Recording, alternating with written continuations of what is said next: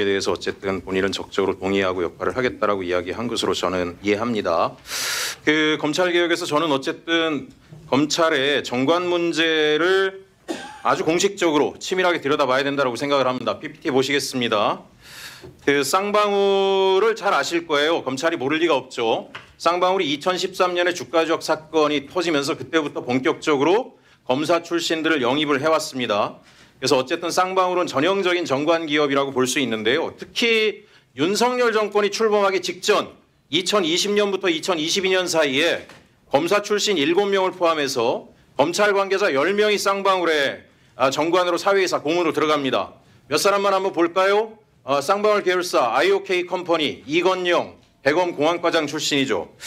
그 과거에 김성태 전 쌍방울 회장 주가 조작 사건 수사했던 조재현 전 검사와 함께 법무법인을 운영한 사람입니다. 자, 두 번째로 또 볼까요? 저 쌍방울 계열사 비비안 김영현 전 대구고검 부장검사 전형적인 윤석열계입니다.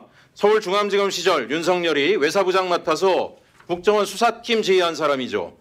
그 김성태 전 쌍방울 회장 주가 조작 사건 수사팀장도 했고요. 당시에도 이미 검찰 출신이 피고 기업으로 직행한다라고 비판이 많았습니다. 이뿐이 아닙니다. 이뿐이 아닙니다.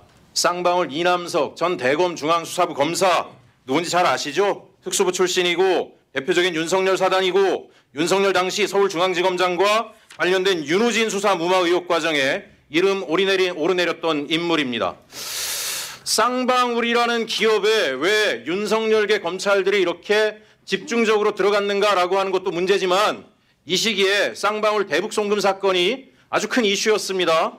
자, 쌍방울 주가 조작 문제 때문에 검사를 영입했던 이 쌍방울이 제가 만약에 검사라면 얘네들 또 대북송금 주가 조작으로 활용하다가 문제가 되니까 검찰 들어왔을 것이다 라고 볼 텐데 진술 하나 가지고 이재명 대표 방북을 위한 대북송금 자금 거래 내역인 것처럼 프레임을 짭니다.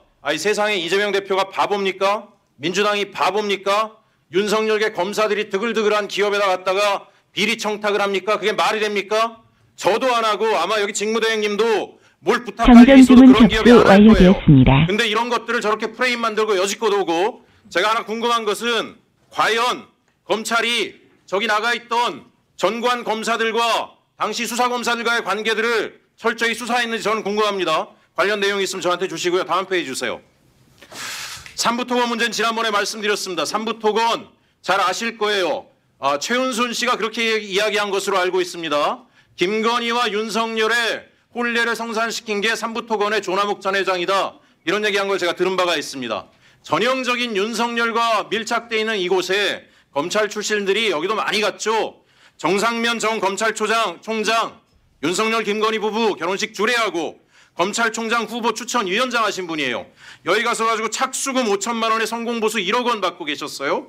최교일 전 서울중앙지검장 고문료 1억 4,600만 원 수령하고 여기 있었습니다.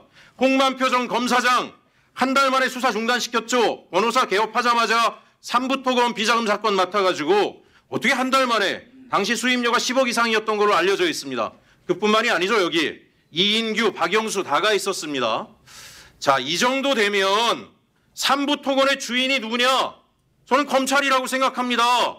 망해가는 회사의 검찰들이 그것도 저명한 윤석열과 친분이 깊었던 검찰들이 다 가서 꽈리 틀고 앉아가지고 돈 빼먹고 앉아 있었으면 저게 과연 누구의 기업이냐? 저는 검찰의 기업이라고 생각을 합니다.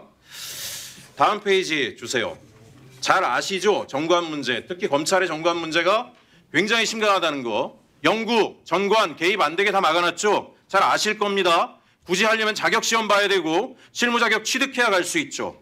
프랑스 퇴직 후 5년간 사건 수임 못하게 해놨습니다. 독일 퇴직 후 3년 동안 근무했던 기간에 사건 수임 안 하게 해놨어요. 한국은 제한이 1년에 불과한데 실질적인 통제가 된다는 내용을 본 적이 없어요. 관련 자료 저한테 있으면 제출해 주세요. 다시 말씀드립니다. 정관 문제가 결과적으로 지금의 한국 사회를 흔들었던 정치적 문제와 무관하지 않다. 검찰을 퇴직하고 저런 문제가 되는 기업의 전관으로 가서 현직 검사들과 정치적 사건을 조각한 게 아닌가, 그 부분을 저는 의심하고 있습니다. 이 문제와 관련해서 검찰이 자체적으로 조사했던 내용, 감찰했던 내용이 있으면 다 해서 저한테 주시기 바랍니다.